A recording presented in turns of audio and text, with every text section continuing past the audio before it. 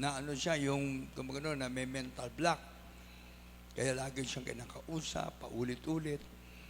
Ako, nagpakilala ko sa kanya. Tapos sabi ko, sige, ako yung ordained preacher ng Jesus Miracle Crusade. Ayan nandyan sa monitor natin.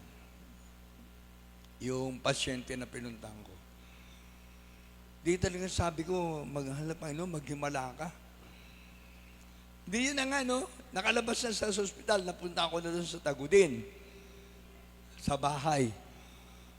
3 beses ko di ipinag-pray doon sa kwarto niya. Pagkatapos, alam nyo, di napunta rito yung mama niya, papa niya, naka-attend dito sa ating gawain. Nasabi nga nila, maisama na nila yung anak, si Jonathan Jr. Nag-iingat din sila dahil siyempre mahirap na eh. Di, pagkausap nila, na may mental block, parang malayo ang kanyang yung sagot. Pero sige lang, lagi ko pinagpipray doon sa bahay nila. Alam nyo, ito lang Lunes. Ito lang Lunes. Talagang grabe, makikita mo talaga yung kamay ng Diyos. Mahaba ang kamay ng Diyos. Grabe. Himala ng mga himala. Sabi ko talagang napakabait mo, mahal na Panginoon. Ngayon, nakuna ng picture, ayan na magkatabi kami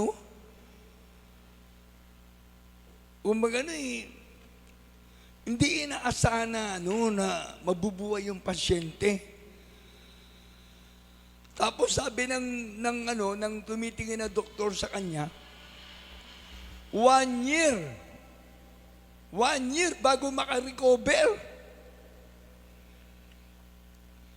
1 year bago makarecover yung pasyente, kailangan iaano mo pa sa ospital.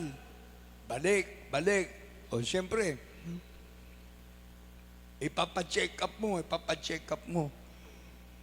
O, July yan July yung sinasabi natin. Ngayon, August pa lang, ito lang Lunes. Ipakita ulit sa monitor. Para yung mga nanonood natin, yung mga kapatiran, ayan na katabi ko na. Wala na yung niya, wala na yung sa ulo niya, lahat. Nakasombrero na nga eh. Tapos, yung pamilya. Yung pamilya, nandyan nagkasama-sama kami. Hindi pa natin sila kapatiran.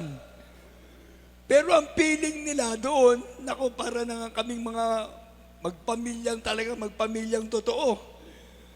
Andiyan, tingnan nyo sa picture. Nagulat ako mismo nagulat din eh. Dahil yung pasyente na nakomato sa ospital, almost 1 month. Ay, yung ospital ng Lorma, ginamit din ng mahal na Panginoon para sa pasyente. Tayo naman, ginamit ng mahal na Panginoon para yung pasyente mailapit natin sa mahal na Panginoon at maghimala ang Diyos. Amen!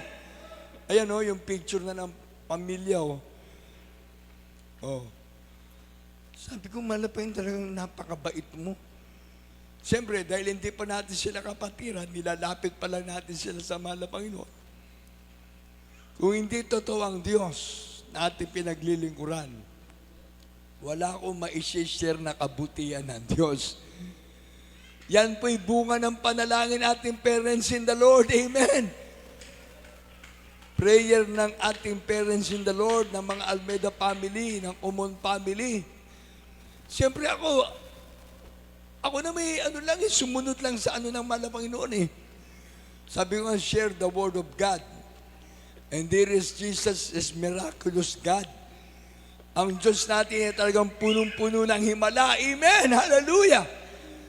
Alam niyo, wala pa yaan na i-share ko yung ating pasyente na yan doon sa sa pag-meeting namin nung July 2, July 1. sa preachers meeting dyan sa Marilao. Wala pang